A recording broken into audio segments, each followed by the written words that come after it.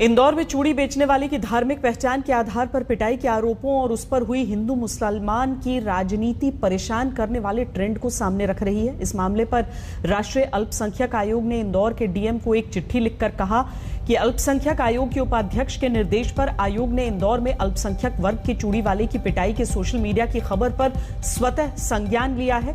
ऐसी घटनाएं देश के सेक्युलर ढांचे के लिए खतरा हैं और अल्पसंख्यकों की धार्मिक भावनाओं को चोट पहुंचाती हैं। ये जिले में ऐसी कई सांप्रदायिक घटनाओं में से एक है और आयोग महसूस करता है कि जिला प्रशासन ने ऐसे मामलों में उचित कदम नहीं उठाया है। आयोग ने डीएम को मामले की जांच करके 7 दिनों में रिपोर्ट सौंपने का निर्देश दिया है। इंदौर में चूड़ी बेचने वाले युवक से मारपीट के मामले में एक नया मोड़ आ गया है। आरोपी युवक पर 9 गंभीर धाराओं में पॉक्सो एक्ट सहित कई और मामलों में केस दर्ज किए गए। फर्जी पहचान पत्र इसमें से एक मामला है। नाबालिग बच्ची के साथ छेड़खानी के मामले में भी केस दर्ज किया गया है। फर्जी पहचान पत्र और बच्ची से छेड़छाड़ का आरोप लगाया गया है।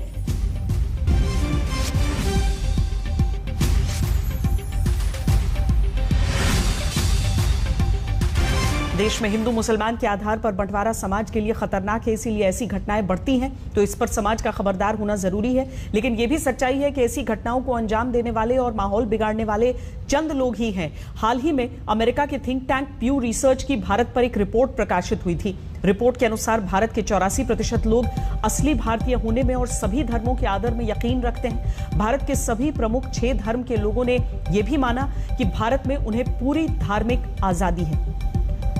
89% मुसलमानों, 91% हिंदुओं, 89% ईसाइयों और 82% सिखों ने स्वीकार किया कि उनको भारत में धार्मिक स्वतंत्रता मिलती है। प्यू की इस रिपोर्ट ने एक दिलचस्प पहलू सामने रखा। रिपोर्ट के अनुसार 80% हिंदू और 79% मुसलमान मानते हैं कि अन्य धर्मों का आदर उनके अपने धर्म का अहम तत्व है। लेकिन आंकड़ों वाली पिक्चर कई बार हकीकत के सामने नहीं ठहरती। सोचने वाली बात यह है कि जब भारत में धार्मिक स्वतंत्रता का स्तर ऐसा है तो फिर भारत की बदनामी कराने वाली इंदौर जैसी घटनाएं क्यों सामने आती?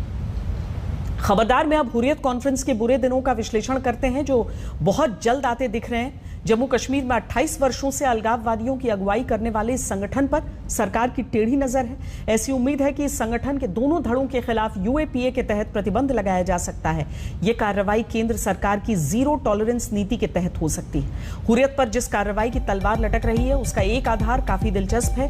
पाकिस्तान में एमबीबीएस की सीटों और दूसरी प्रोफेशनल डिग्री हासिल करने के लिए जो सीटें होती हैं, हुर्रियत नेताओं के पास उनका कोटा होता है। ये सीटें हुर्रियत के नेता उन कश्मीरी लोगों को बेचते हैं जो वहां प्रोफेशनल कोर्स करना चाहते हैं। जांच में ऐसे संकेत मिले हैं कि कोटे की सीट बेचकर हासिल किए गए पैसे में से बड़ा हिस्सा अलगाववादी गतिविधियों में इस्तेमाल होता था। ऐसी आशंका है कि आतंकवादी गुटों को भी आर्थिक मदद पहुंचाई जा रही थी। पत्थरबाजों को पैसा दिया जा रहा था। जांच अधिकारियों के अनुसार पाकिस्तान में एमबीबीएस सीट की औसत कीमत 10 से 12 लाख रुपए के बीच होती है। ऐसे में लाखों रुपए इकट्ठा किए गए और उन्हें अलगाववाद की फैक्ट्री में इन्वेस्ट कर दिया गया। अब हुर्रियत कॉन्फ्रेंस के दोनों धड़ों के खिलाफ अनलॉफुल एक्टिविटीज प्रिवेंशन एक्ट यानी यूएपीए के तहत प्रतिबंध का प्रस्ताव है और इसी के साथ हुर्रियत के बुरे दिनों की शुरुआत हो सकती है।